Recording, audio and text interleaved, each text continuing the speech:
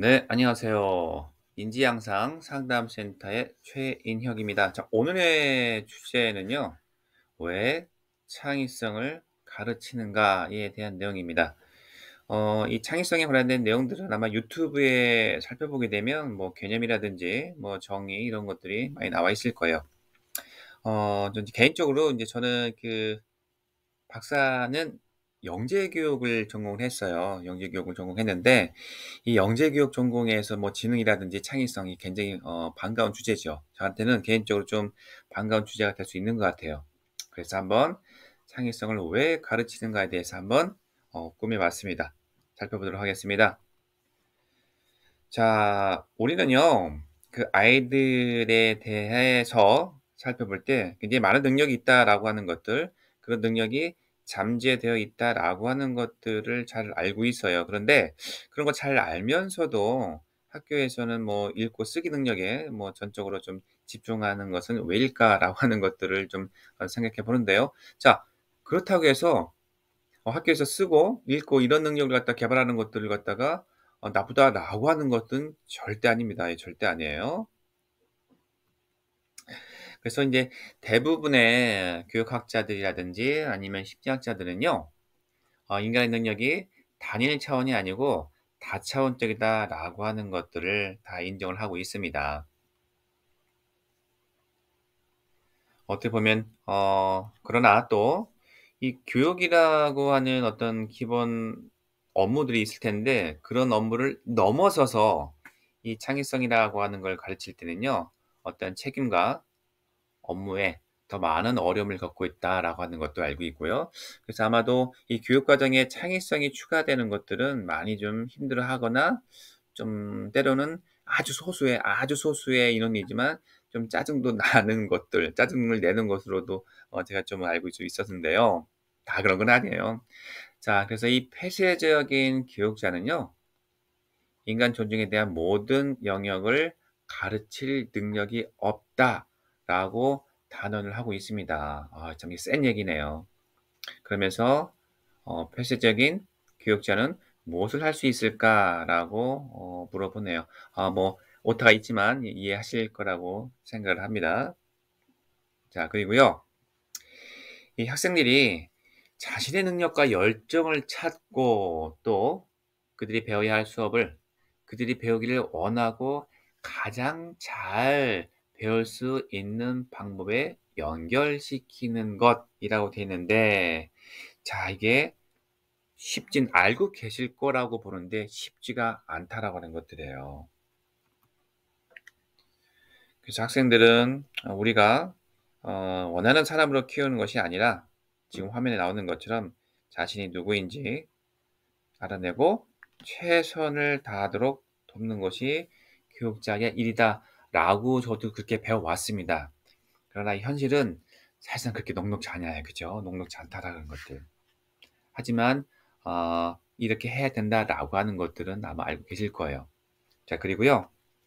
아마 이것은 학생들이 창의성을 갖다가 활용하고 또 스스로 배우고 표현을 할 수 있도록 도와줌으로써 성취가 될 수가 있는 거예요.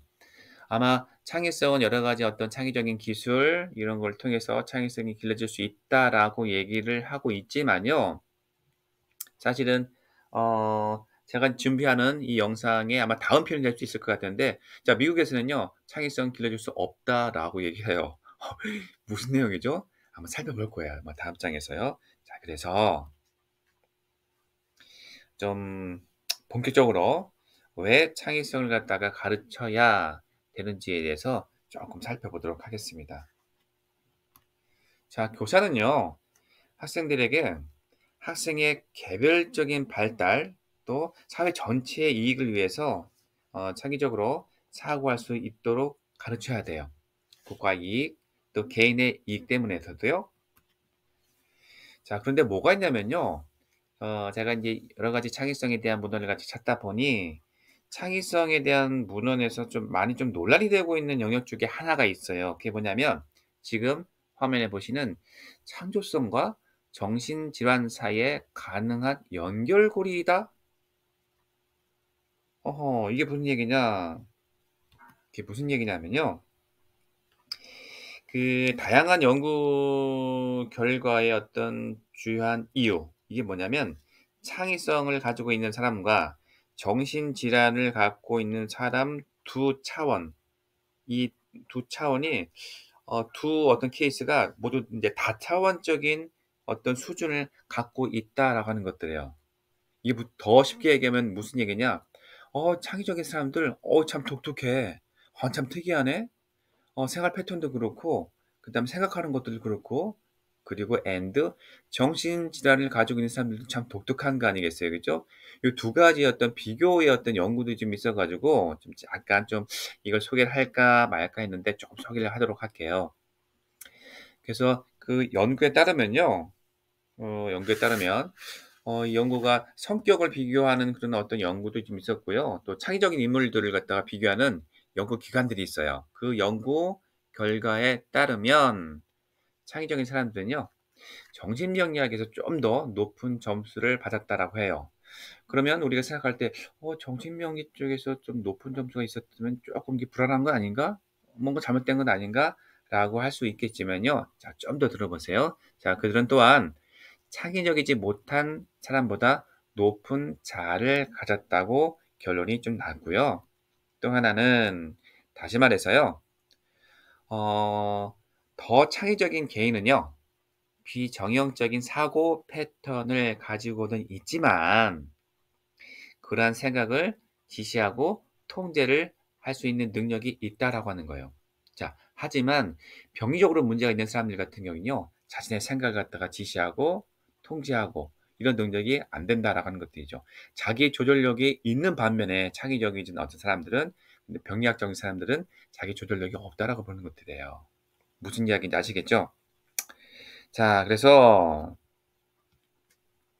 다양한 어떤 창의적 응용 프로그램이 더 중요해지겠죠. 어디에서? 학교에서. 이렇게 더 중요해질수록 일상생활에서의 창의성을 갖다 키우는 것이 긍정적인 정신 건강을 촉진할 가능성이 높다라고 나와 있습니다. 자, 이거 뭐냐면요. 저는 또 인제 교육학을 했겠지만 또 이 치료나 미술 치료 이 상담 쪽에 관여를 하고 있는 이유가, 제가 그 미술 치료를 갖다 공부할 때 교육학을 같이 하면서 미술 치료를 갖다 공부할 때는요. 그 전공이 없었어요. 예. 그래서 같이 지금 양쪽을 갖다가 왔다 갔다 넘나들고는 있는데, 이 창의적인 어떤 이런 활동이 정신 건강에 굉장히 좋은 영향을 준다라고 하는 것들 갖다가 좀 찾았고요. 알고 계신 내용이겠지만, 또 하나는 자, 뭔가 자신을 갖다가 뭔가 창의적으로 표현을 해요.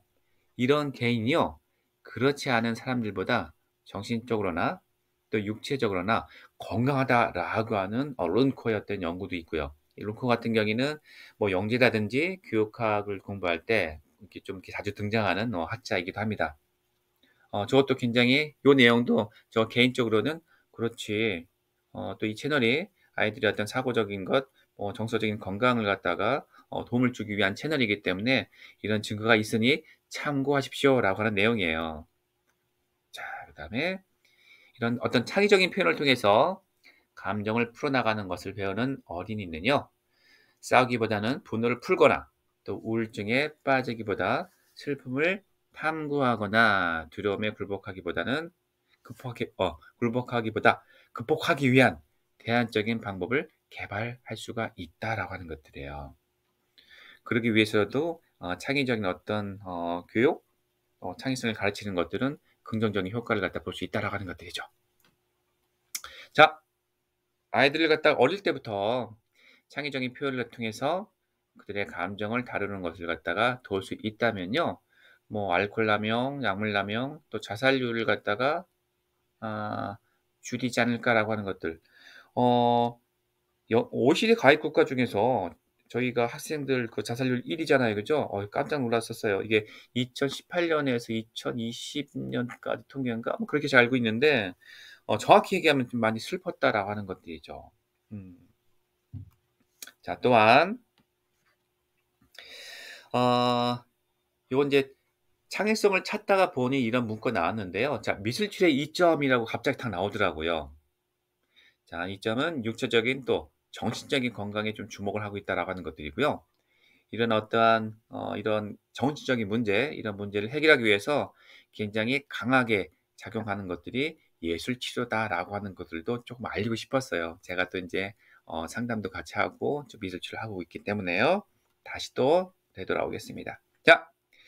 자 인제 거시적인 어떤 수준에서 저희의 어떤 현대의 어떤 교육 과정에서는 이 창의성과 또 어떤 혁신 뭔가 바꿔 새로운 것들에 대한 필요성에 관한 많은 것들이 지금 쓰여지고 있습니다.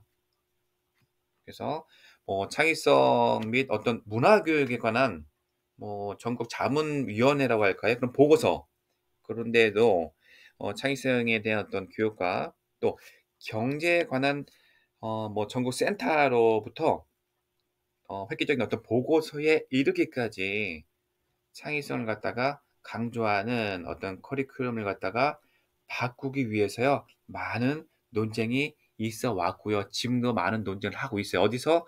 미국에서도. 물론 저희 한국에서도 그런 어떤 분위기가 좀 일어나고는 있는 걸로 알고 있는데요. 자, 그 현재요. 미국 경제의 핵심 또는 그 혁신이라고 하는 것들은요. 이제는 교육적 측면에서 창의성이다라고 하는 걸 갖다가 좀 많이 강조를 하고 있고요. 지금 보시는 어떤 그 뭐라 그럴까 이런 보고서가 인제 예측하듯이 자 미국은요. 이 글로벌 경제 속에서 경쟁하기 위해 커리큘럼을 변경해 가고 있습니다. 어떤 내용으로요? 자 지금 보시는 교육적인 측면에서의 어떤 창의성, 예 창의성을 갖다가 굉장히 많이 강조를 하고 있어요. 자 이러한 인식을 반영해서 전 세계에 한 1,500 명이 더 넘을 거예요. 이런 CEO들이 성공을 위한 가장 중요한 리더십 역량으로 뭘 뽑았냐? 창의성을 갖다가 뽑았다는 설문조사가 있고요. 자, 그렇기 때문에 21세기의 기술 파트너십은 모든 학생들에게 필요한 기술적인 필수적인 기술, 뭘 필요하다? 창의력이 필요하다라고 하는 것들이죠. 그리고 나서 또 혁신을 하기 위한 문제 해결력을 나열했다라고 합니다. 자, 요새는 정확히 얘기하게 되면요. 창의적 문제 해결력을 갖다 기르는 것들로 귀결이 되고 있어요. 자, 무슨 내용이냐? 왜 창의성을 가르치느냐? 창의적 문제 해결자로 만들기 위해서라고 이야기하는 것들이죠. 아시겠죠? 자, 그래서 인제 마무리 좀 해야 될 것 같으네요. 자, 올바른 진짜 창의성을 교육할 수 있는 올바른 학교와 교실이 존재한다면 창의적 잠재력의 육성과 또 극대화를 배울 수 있지 않을까라고 조심스럽게 좀 안내를 해 보겠습니다. 자, 지금까지 인지향상 상담센터의 최인혁이었습니다. 자, 감사합니다.